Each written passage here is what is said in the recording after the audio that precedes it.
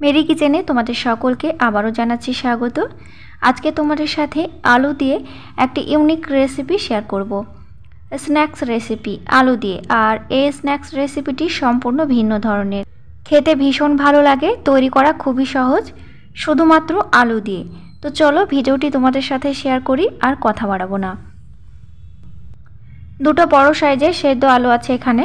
কাঁচা আলু খোসা ছাড়িয়ে সেদ্ধ করে নিয়েছি, জলটা ঝরিয়ে রেখেছি। এবার হাত দিয়ে চটকে নেব। আলুটা খুব ভালোভাবে সেদ্ধ করে নিতে হবে, যাতে আলুর ভেতরে কোনো গুঠি বা শক্ত অংশ না থাকে। আলুটা ঠিক চটকানোর সময় যেন খুব মিহি করে চটকানো হয়। দেখতে পাচ্ছ বন্ধুরা, আলুটা চটকে নিয়েছি। এবার এর ভিতরে কিছু মশলা দেব। পেঁয়াজ কুচি নিয়েছি, সামান্য পরিমাণে লঙ্কা গুঁড়ো, ধনিয়া গুঁড়ো, গরম মশলা গুঁড়ো, সামান্য পরিমাণে লবণ, আর নিয়েছি কসুরি মেথি। কসুরি মেথির পরিবর্তে এখানে ধনেপাতা দেওয়া যাবে। হাত দিয়ে সেদ্ধ আলুটাকে মশলার সঙ্গে খুব ভালো করে মাখিয়ে নেব। হাতে তালু দিয়ে চটকে আঠালো করে মেখে নিতে হবে। আলু যত আঠালো হবে এই স্ন্যাক্সটি তত ভালো হবে। এবার দেব 2 চামচ ব্রেড ক্যাম্প। ব্রেড ক্যাম্পের বদলে এখানে বিস্কুট দেওয়া যাবে, আবার পাউরুটি দেওয়া যাবে, তবে আজকে ব্রেড ক্যাম্প ব্যবহার করছি। 2 চামচ পরিমাণে দিলাম। আবারও হাত দিয়ে আঠালো করে মেখে নেব। যে সকল বন্ধুরা এখনও আমার চ্যানেলটি সাবস্ক্রাইব করোনি, তারা প্লিজ চ্যানেলটি সাবস্ক্রাইব করে দিয়ে পাশের বেল আইকনটি অবশ্যই প্রেস করে রাখবে। নতুন নতুন রেসিপি ছাড়ার সাথে সাথেই তোমাদের কাছে নোটিফিকেশন চলে যাবে।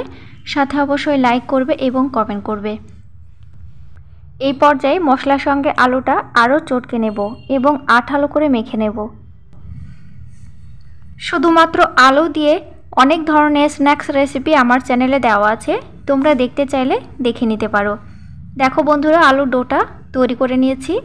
এবার একটি বেলুন চাকি নিয়েছি, বেলুন চাকির ওপরে সামান্য পরিমাণে শুকনো ময়দা ছড়িয়ে দিলাম। হালকা পরিমাণে শুকনো ময়দা এখানে দিতে হবে, খুব বেশি দেওয়া যাবে না। এবার আলু মাখাটা দিয়ে দিচ্ছি। আলু মাখাটা দেওয়ার পর একটু শেপ দিয়ে নেব। তোমরা তোমাদের ইচ্ছা মতো এখানে শেপটা দিয়ে দিতে পারো। আমি এখানে ডায়মন্ড শেপ দিয়ে আলুটা কেটে নিচ্ছি। তোমরা এখানে গোলাকৃতি করতে পারো, আবার চারকোণ করতে পারো, সেটা তোমাদের পছন্দের উপর নির্ভর করবে। তবে আলুটা ঠিক এইভাবে মোটা করে রাখতে হবে।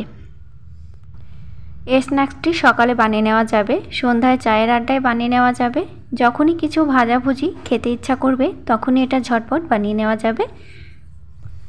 তৈরি করা খুবই সহজ, ঘরে শুধু সেদ্ধ আলু থাকলেই ব্যাস এই রেসিপিটা ঝটপট তৈরি করতে পারবে।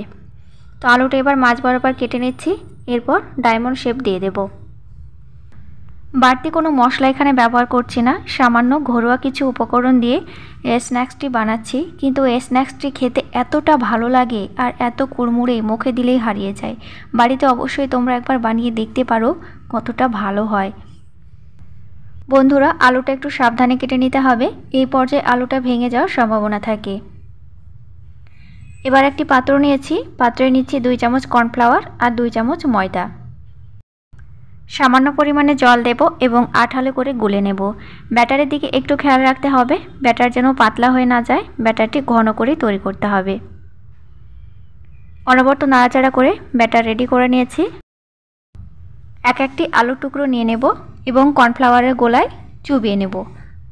এই পর্যায়ে আলুটা একটু সাবধানে নাড়াচাড়া করতে হবে, আলুটা ভেঙে যাওয়ার সম্ভাবনা খুবই বেশি থাকে। কোট করার জন্য এখানে নিয়েছি চানা ভুজিয়া। চানা ভুজিয়ার ভেতরে 2 চামচ ব্রেড ক্রাম্ব দিয়ে দেব, তাহলে আরও ভালো কোট করা হবে।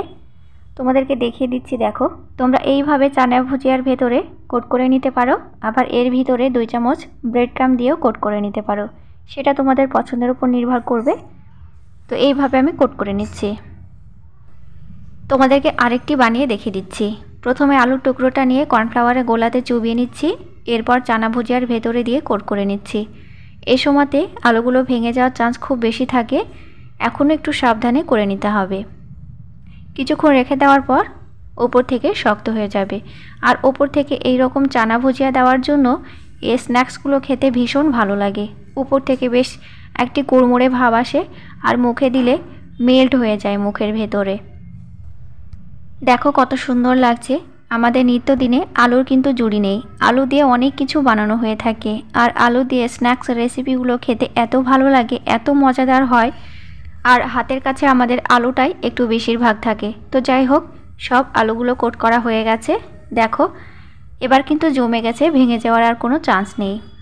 সাদা তেল বসিয়ে দিয়েছি, তেলটা এবার গরম হয়ে উঠেছে। এক এক করে আলুর টুকরোগুলো ছেড়ে দিচ্ছি। গ্যাসের ফ্লেম থাকবে একেবারে মাঝারি লো আছে, নইলে ওপর থেকে চানা ভুজিয়াগুলো পুড়ে যাবে, আবার ওপর থেকে আলুগুলো পুড়ে যাবে। যেহেতু আলুর ভেতরে আজকে আমি কোনো ময়দা ব্যবহার করিনি, শুধু আলুটাই আছে। একটু ঘন ঘন উল্টে দিতে হবে, নইলে এক পিঠ কালো হয়ে যাবে আর এক পিঠ কাঁচা থাকবে।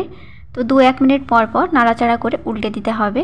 সুন্দর গোল্ডেন ব্রাউন কালার ধরে যাবে। যারা এখনও আমার চ্যানেলটি সাবস্ক্রাইব করোনি তারা প্লিজ চ্যানেলটি সাবস্ক্রাইব করে দিয়ে পাশের বেল আইকনটি অবশ্যই প্রেস করে রাখবে। সাথে অবশ্যই লাইক করবে এবং কমেন্ট করবে। কমেন্ট করলে ভিডিও বানাতে খুবই ভালো লাগে। আর তোমরা কী ধরনের রান্নার ভিডিও দেখতে চাও সেটা আমাকে কমেন্ট করে জানাবে। দেখতে পাচ্ছ বন্ধুরা কত সুন্দর গোল্ডেন ব্রাউন রং চলে এসেছে। নাড়াচাড়া করে দিচ্ছি। এই পর্যায়ে তেলটা ঝরিয়ে তুলে নেব। এই পর্যায়ে আর বেশি ভাজতে যাব না, তাহলে তেতো হয়ে যাবে।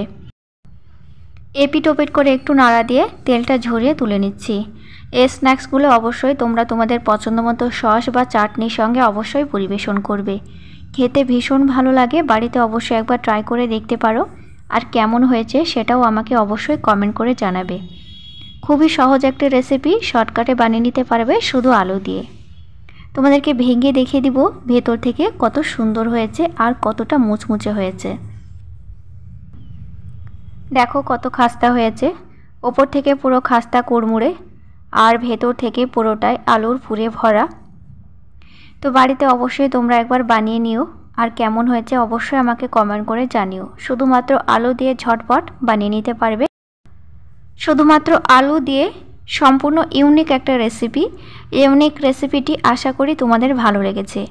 ভালো লাগলে অবশ্যই চ্যানেলটি সাবস্ক্রাইব করে দিয়ে আমার পাশে থাকবে। সাথে অবশ্যই লাইক করবে, কমেন্ট করবে এবং চ্যানেলটি সাবস্ক্রাইব করে দিয়ে আমার সাথে থাকবে। তোমার ফ্রেন্ড ও ফ্যামিলিদের সাথে ভিডিওটি অবশ্যই শেয়ার করে দেবে। ফিরে আসছি আবারও নতুন কোনো ভিডিও নিয়ে। ততক্ষণ তোমরা ভালো থেকো, সুস্থ থেকো। আর ধৈর্য ধরে ভিডিওটি দেখার জন্য তোমাদেরকে জানাচ্ছি অসংখ্য ধন্যবাদ।